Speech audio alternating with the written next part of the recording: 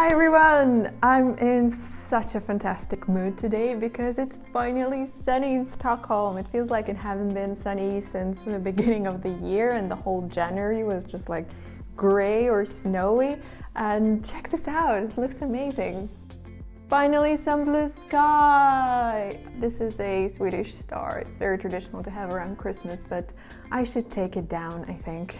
It's time. Anyway, let me put this back down. This dark and gloomy weather reminded me the time when I first moved to Stockholm 4.5 years ago. It was October. I just spent 2 wonderful years living in the south of France, so it was nice and sunny most of the year. I think they say that south of France is the sunniest place, one of the sunniest places in Europe, with like over 300 days of sunlight or like sunshine during the year.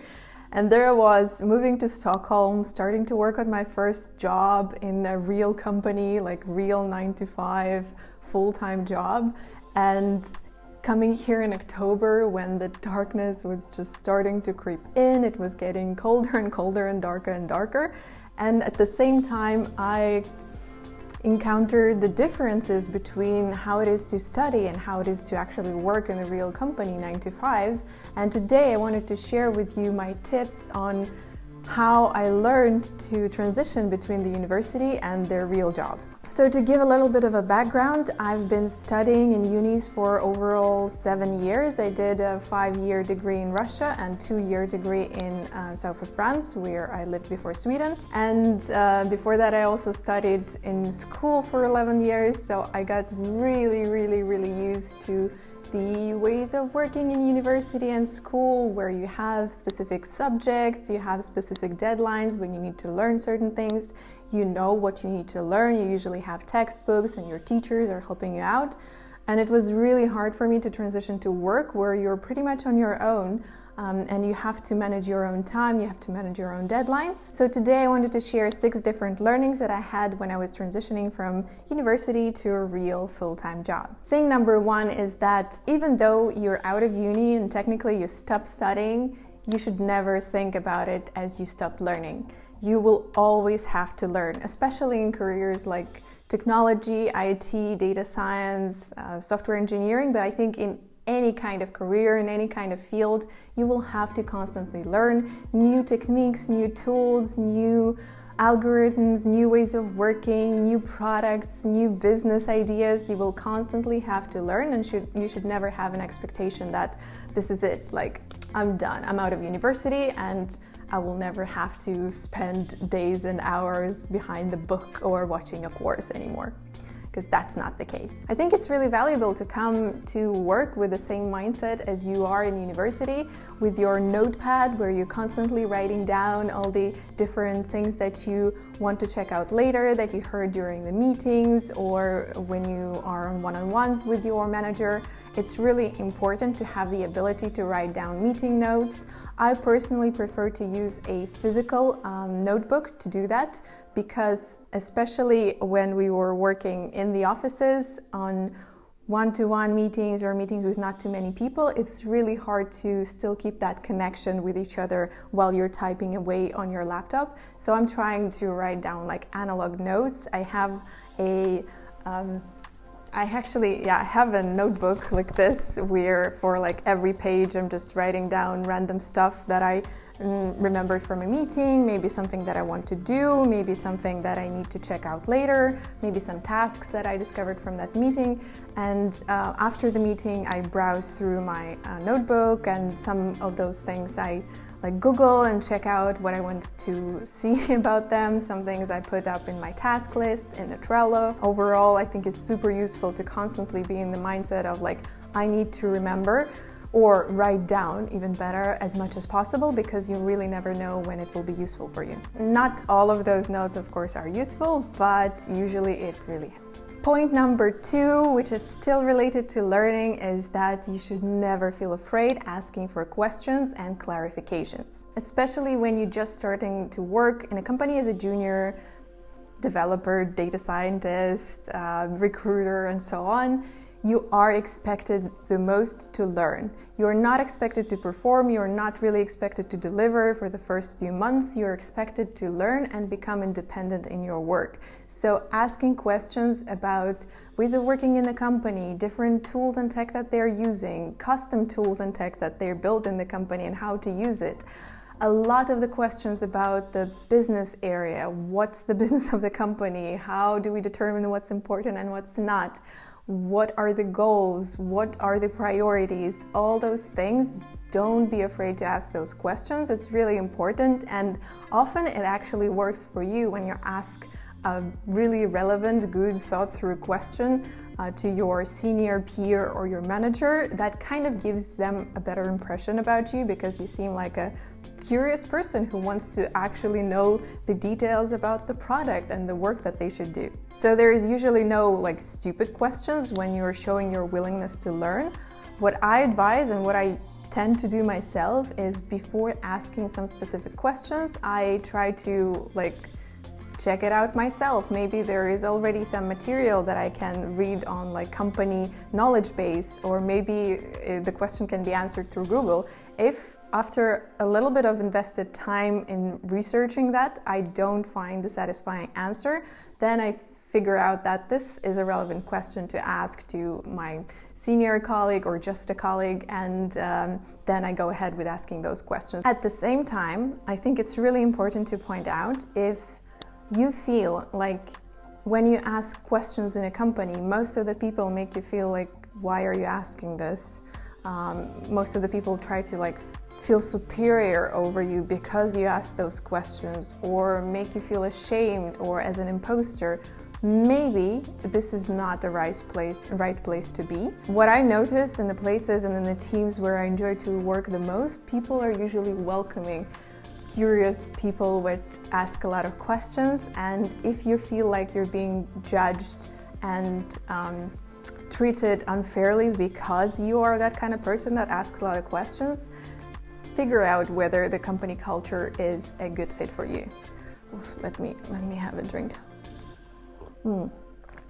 Point number 3 is the holy grail, and pretty much it could be the whole video about it, and maybe I should make a whole video about it, but it is prioritization. You have to learn how to prioritize your tasks and projects. This is going to help you immensely when you grow into more senior roles or management roles. It's something that helps you to balance work and life, and generally a skill that I think everyone should have. It's not an easy one to acquire, so it does take time, so don't feel discouraged in the beginning if you don't know how to prioritize your tasks. You are, again, expected to learn when you just start working. In the beginning of your career, most likely your manager or your senior peer or teammate which you're working with will help you to prioritize the tasks, or maybe even assign tasks to you. But again, you're expected to learn how to do that on your own. There are many different ways on how to prioritize tasks. There are frameworks and different approaches to that. I think the simpler, usually the better. The one that I tend to use quite often is the so-called Eisenhower matrix, where you look at the importance of the task versus its urgency. So the tasks that are important and urgent will be the first ones to go on your backlog and for you to start cracking on. The tasks that are not as important but urgent can be delegated to someone else if you don't have enough time to start on them, or if you have other urgent and important tasks. The ones that are not urgent and not important should be considered whether it's worth doing them at all, and the ones that are important but not urgent should be planned into your sprints or development cycles or whatever kind of system that you're using for planning your backlog. However, it's not always as easy with just looking at the urgency and an importance scale, so I personally for myself tend to add there other criteria. For example, whether somebody depends on me finishing this task and it's important and urgent for them, then by doing this task I can unlock them on progressing. Same thing whether I depend on someone to be able to do this task, and if it's, for example, in the important and urgent quadrant, then my action will be not necessarily to do it right away, but to like poke the people who I depend on to be able to do this task. And of course, it's also very important to be able to estimate the size of the task. So how long will it take, how much effort will you have to put into making it, and how long will it take to complete it. It's really hard to do when you're just joined the company. Even if you are a senior person, you're not necessarily aware of how long different processes are taking, how long access to different tools will take and different people. So this takes time even if you're already worked in other different companies. And the thing that also helps is being transparent about your backlog with your stakeholders and managers. So some people use different systems to track their backlog. It may be just like a post-it note, a to-do list on a piece of paper. Could be online tools like Trello or Jira. Usually they are systems that are already used in a company, so maybe there is one that will be there available for you. But it's really good to tell expectations on how long certain tasks will take for your stakeholders so that they know what you're working on right now and when can they expect you to start working on the thing that's important to them. Point number 4 is a little bit related to prioritization, and it will help you to kind of determine the amount of effort that you need to put in delivering the task. And it's about setting deliverables and deadlines for those. Why am I so slow? Anyway, so scope out your deliverables. You can use, again, different systems for that. It can be the MVP, the minimal viable product thing, which answers the most important question that your stakeholder has or your business has. It could be something like OKR, so objective key results. Usually those are used for more like long-term planning for quarters or half a years or years, but it can also be used for certain smaller tasks or projects where you know what's the objective, what's the result that you need to get out of it, and how can you measure that you achieve this result. Break down projects if it's needed. Maybe your stakeholder has this gigantic idea about the analysis they want you to do with analyzing this and this and this and this, but not necessarily they need all of it right now, and not necessarily, honestly, they need all of it in general. So ask questions, ask why they need to know that, what will it help to do them, and break down your tasks and projects, because it will help you to do the most urgent and the most important and the most pressing part first, and then go ahead for other projects that might be more urgent and more important but smaller. On setting the deadlines for your deliverables, again, it's really hard because you don't necessarily know in the beginning how long different things take. As a rule of thumb, right now, I have an idea of how long different tasks take, and usually for work tasks, I say add like 20 to 30% of time to my general feeling estimation of how long it will take for me to do it, because there might be meetings, urgent things to do, ad hoc questions from some stakeholders, just general other disruptions that don't allow me to like finish it all in one go right away. For that part, I actually think it's pretty valuable to write down how long it takes you to complete a certain tasks. There are systems that have that embedded in them. For example, Jira. In Jira, for all the cards that you have with like certain tasks that you need to do, you can, in the end, when you've done them, see how long it took for you on average to finish different tasks. So when you're setting a deadline for your project, it really helps when it's attached to delivering it to a certain person or a team that you're working with, and because that kind of keeps you accountable on providing the information a certain time, because they depend on you doing that. And that brings us to the next piece of the puzzle. Point number 5, I think, is that you need to learn how to keep yourself accountable for reaching your deadlines. The difference here between the uni and the work environment is that in university you had like super strict deadlines. You always had your exams, or you had your tests, or you had paper dues, presentations dues, project dues, when you kind of like hard cut-off time when you can't go forward and push it. But when you're working in a company, In many cases, you can push those deadlines, not necessarily when you need to deliver a product, but more so when you need to do an analysis. And if someone doesn't depend on you doing that right away, you can be like, oh, maybe I need like an extra few days to dig a little deeper in this little part, which I think is very interesting. Or maybe I need a few more hours or days again to build a better looking presentation. And in that sense, like your perfectionism can really affect your motivation because of that, because you will be constantly thinking what you can improve, and that's not necessarily very productive. So what helps me is keeping external accountability.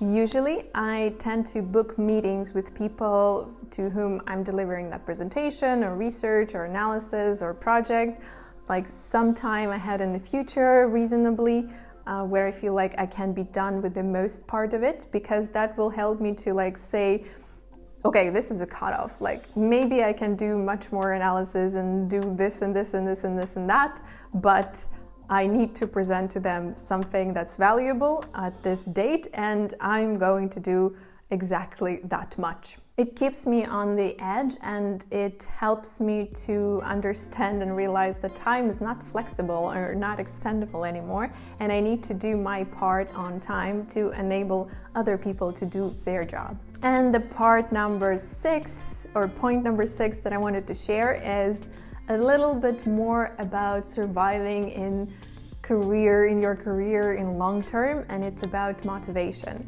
It's sometimes hard to keep yourself constantly motivated, because imagine your university is like a lake where you jump in the beginning of your university year, and you know that you need to like swim through to the other side of the lake.